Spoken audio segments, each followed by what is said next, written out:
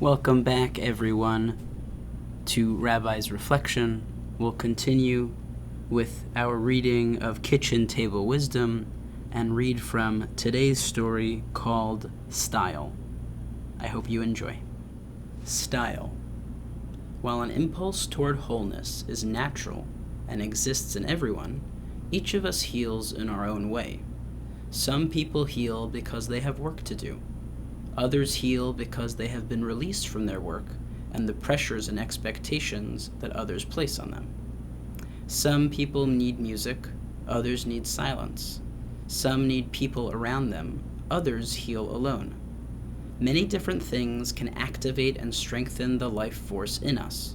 For each of us, there are conditions of healing that are as unique as a fingerprint. Sometimes people ask me what I do in my sessions with patients.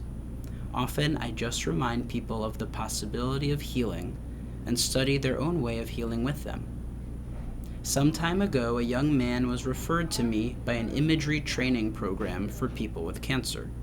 Despite a diagnosis of malignant melanoma, he had been so poorly motivated that only a month after completing the intensive training, he could not remember to do his daily imagery meditation. The referral had been clear. Perhaps I could turn around his self-destructive tendencies and encourage him to fight for his life. Jim was an air traffic controller at a major airport. He was a reserved and quiet man who might have been thought shy until you noticed the steadiness in his eyes. He told me with embarrassment that he was the only one in the imagery class who couldn't stick to the program. He didn't understand why. We talked for a while about his plans for his life and his reaction to his diagnosis. He certainly cared a great deal about getting well. He enjoyed his work, loved his family, looked forward to raising his little boy. Not much self-destruction there. So I asked him to tell me about his imagery. By way of an answer, he unfolded a drawing of a shark. The shark's mouth was huge and open and filled with sharp, pointed teeth. For 15 minutes, 3 times a day, he was to imagine thousands of tiny sharks hunting through his body, savagely attacking and destroying any cancer cells they found. It was a fairly traditional pattern of immune system imagery, recommended by many self-help books and used by countless people. I asked him what seemed to prevent him from doing the meditation. With a sigh, he said he had found it boring. The training had gone badly for him from the start. On the first day, the class had been asked to find an image for the immune system. In the subsequent discussion, he had discovered that he had not gotten the right sort of image. The whole class and the psychologist leader had worked with him until he came up with his shark. I looked at the drawing on his lap. The contrast between it and this reserved man was striking. Curious, I asked what his first image had been. Looking away, he mumbled, "Not vicious enough." It had been a catfish. I was intrigued. I knew nothing about catfish, had never even seen one, and no one had ever talked about them in this healing role before. With growing enthusiasm, he described what catfish do in an aquarium. Unlike other, more aggressive and competitive fish, they are bottom feeders, sifting the sand through their gills, evaluating constantly, sorting waste from what is not waste, eating what no longer supports the life of the aquarium. They never sleep. They are able to make many rapid and accurate decisions. As an air traffic controller, he admired their ability to do this. I asked him to describe catfish for me in a few words. He came up with such words as discerning, vigilant, impeccable, thorough, steadfast, and trustworthy. Not bad, I thought. We talked for a while about the immune system. He had not known that the DNA of each of our billions of cells carries a highly individual signature, a sort of personal designer logo. Our immune cells can recognize our own DNA logo and will consume any cells that does not carry it. The immune system is the defender of our identity on the cellular level, patrolling the self-not-self boundary constantly, discerning what is self from what is other, never sleeping. Cancer cells have lost their DNA logo.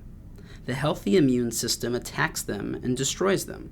In fact, his unconscious mind had offered him a particularly accurate image for the immune system. As a medical student, I had been involved in a study in which a micrograft, a tiny group of skin cells, was taken from one person and grafted onto the skin of a second person, and I told him of these experiments. In 72 hours, the second person's immune system, searching through the billions of cells that carried his own DNA signature, would find this tiny group of cells which carried the wrong DNA signature and destroy them. I described the many ingenious things we did to hide or conceal the micrograft. Try as we might, we could not outwit the immune system. It found those cells and destroyed them every time. He still seemed doubtful.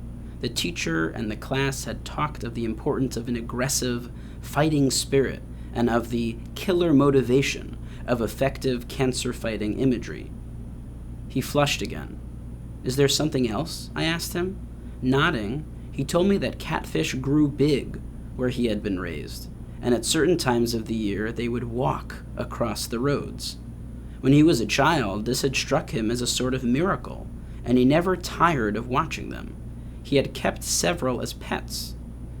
"Jim," I said, "what is a pet?" He looked surprised. "Why, a pet is something that loves you, no matter what," he replied. So I asked him to summarize his own imagery. Closing his eyes, he spoke of millions of catfish that never slept, moving through his body, vigilant, untiring, dedicated, and discriminating, patiently examining every cell, passing by the ones that were healthy, eating the ones that were cancerous, motivated by a pet's unconditional love and devotion. They cared whether he lived or died. He was as special and unique to them as he was to his dog. He opened his eyes. "This may sound silly, but I feel sort of grateful to them for their care," he said. This imagery touched him deeply, and it was not hard for him to remember it, nor was it boring. He did his meditation daily for a year. Years later, after a full recovery, he continues this practice a few times a week. He says it reminds him that on the deepest level, his body is on his side. People can learn to study their life force in the same way that a master gardener studies a rose bush. No gardener ever made a rose. When its needs are met, a rose bush will make roses. Gardeners collaborate and provide conditions which favor this outcome.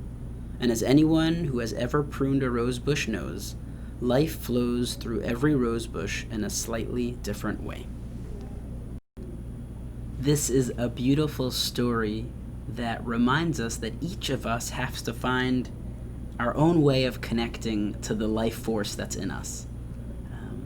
Each of us is going to find something different within us. While we are all humans, and we all live in this world, the ability to connect to kind of that inner life force, that piece of us that keeps us going, perhaps that piece of us that connects to what is holy and what is meaningful in this world, is going to look different. It's going to sound different. It's going to look different.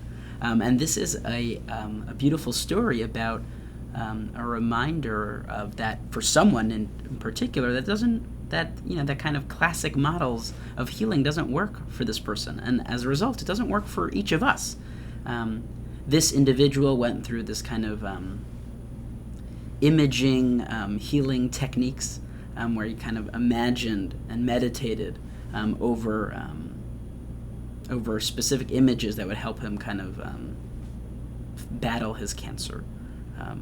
And so this individual, it didn't work for him, the images of someone that was going to fight and to be aggressive wasn't his style and didn't work for him.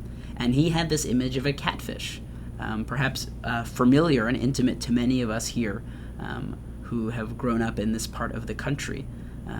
Catfish are things that perhaps we're pretty familiar with, but not so familiar to Dr. Remen, or to even myself as someone who grew up in the Northeast. But this is an image that worked for him. The image of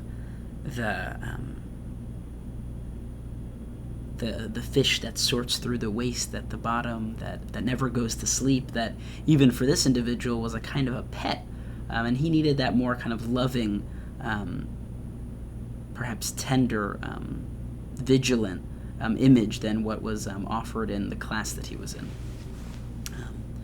And so that's the invitation for each of us to think about the ways in which we can cultivate ways to connect to our own life force. And so this is something that's open-ended for each of us, because there's no prescripted or prescribed way, but it's something that each of us is going to have to connect to on our own.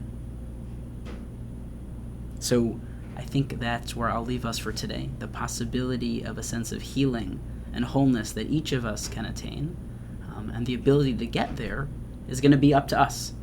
Sure, we will have guides and friends and family and other professionals perhaps in our life that will kind of help us along that way, but the real test of it to see if it's effective is going to be if it comes from us, from the inside. I hope you enjoyed, and have a great day.